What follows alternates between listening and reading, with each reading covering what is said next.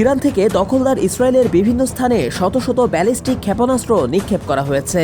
বেশ কয়েকটি ক্ষেপণাস্ত্র ইসরায়েলের ভূখণ্ডে আঘাত হানলেও হতাহত বা ক্ষয়ক্ষতির বিষয়ে তাৎক্ষণিক কোনো তথ্য জানা যায়নি। মার্কিন সংবাদ মাধ্যম সিএনএন জানিয়েছে, মঙ্গলবার সন্ধ্যায় জেরুজালেম ও হাইফা সহ পুরো ইসরায়েলের আকাশে ইরানি ক্ষেপণাস্ত্র দেখা গেছে।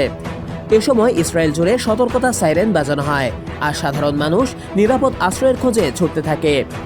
ইসরায়েলের রাষ্ট্রীয় টেলিভিশনে সরাসরি সম্প্রচার চলার সময় রিপোর্টারদের মাটিতে শুয়ে পড়তে দেখা গেছে এবং ক্ষেপণাস্ত্রের বিকট আওয়াজ শোনা যায়।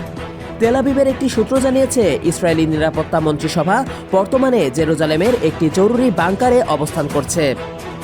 ইসরায়েলের প্রতিরক্ষা বাহিনী জানিয়েছে, এদিন ইরানের নিক্ষেপ করা প্রায় 180টি ক্ষেপণাস্ত্রের মধ্যে কয়েকটি ভূপাতিত করা হয়েছে, তবে এ বিষয়ে বিস্তারিত কিছু জানা যায়নি। এদিকে আইডিএফ জনগণকে সতর্ক থাকার আহ্বান জানিয়ে স্থানীয় সেনা কমান্ডের নির্দেশনা মেনে চলার পরামর্শ দিয়েছে।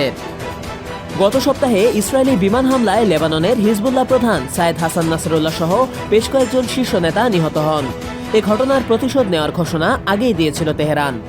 ইরানের আধা সরকারি সংবাদ সংস্থা তাসনিমের রিপোর্ট অনুযায়ী হিজবুল্লাহ নেতার হত্যার প্রতিক্রিয়ায় ইরান মঙ্গলবার ইসরায়েলের বিরুদ্ধে এ হামলা চালিয়েছে। ইরানের ইসলামিক রেভলিউশনারি গার্ড কর্পস হুঁশিয়ারি উচ্চারণ করে জানিয়েছে, ইসরায়েল যদি পাল্টা প্রতিক্রিয়া দেখায় তবে আরও শক্তিশালী হামলার সম্মুখীন হতে হবে তাদের।